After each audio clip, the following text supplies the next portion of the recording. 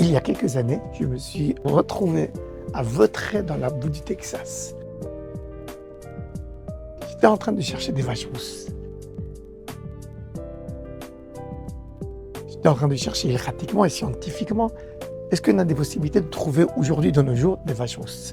C'était une mission que j'ai reçue par le Machon Hamikdash à Jérusalem qui m'a envoyé par des tas de rabbanim et en Eretz Israël pour s'occuper de ce domaine. C'était vraiment intéressant parce qu'on a commencé vraiment dans les plans scientifiques. C'est quoi une vache rousse? C'est quoi la couleur de la vache rousse? C'est quoi la couleur des cheveux de la vache rousse? Et est-ce qu'on a une possibilité de faire des fécondations de vaches rousses? Est-ce qu'on peut produire des vaches rousses? Mais finalement, on est arrivé à une probabilité extraordinaire, à une compréhension que la probabilité de trouver une vache rousse est beaucoup plus élevée si on laisse la nature faire. Et comme ça, on se retrouvait plus tard en train de chercher des vaches rousses en plein Amérique. En arrivant au Texas, on a trouvé vraiment dans une énorme ferme de vaches rousses plusieurs vaches qui correspondaient aux mesures helchatiques. Mais c'est quoi la vache rousse? Ça sert à quoi? Si quelqu'un était impur, la seule possibilité de se purifier, s'il était impur parce qu'il touchait à mort, la seule possibilité de se purifier, c'était si le Kohen prenait la vache rousse, il sortait au dehors du camp, il préparait le cendre de la vache rousse, et avec l'eau et avec le sang de la vache rousse, il jetait de l'eau sur celui-là qui était impur, il devenait pur. Mais le Kohen lui-même, il devenait impur. Quelque chose de très bizarre.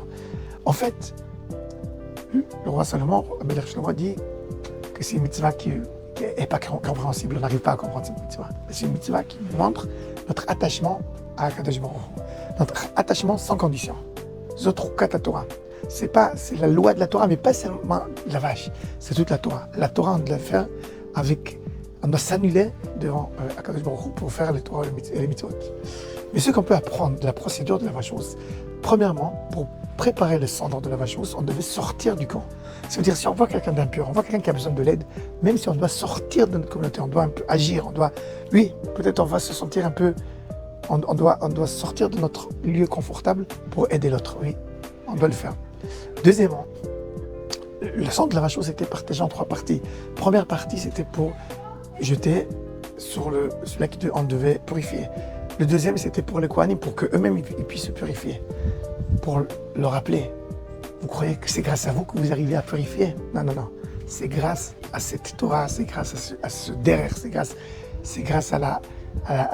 grâce au chemin que Kadosh Baruch Hu nous a donné. Et vous êtes seulement des envoyés.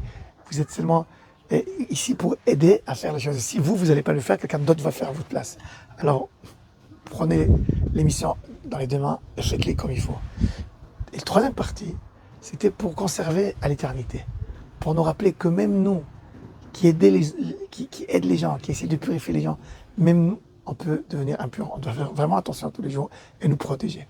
Combien de leçons par une mitzvah tellement extraordinaire, la vache rousse. Bezrat Hashem, qu'on va avoir tous le mérite de voir déjà cette mitzvah en train de s'exaucer et de voir, elle va mettre la 10e vache qui va se faire par le Mashiach avec la construction du temple, Bezrat Hashem, le 3e temple, qui va être un temple éternel, Bezrat Hashem. Des bonnes nouvelles.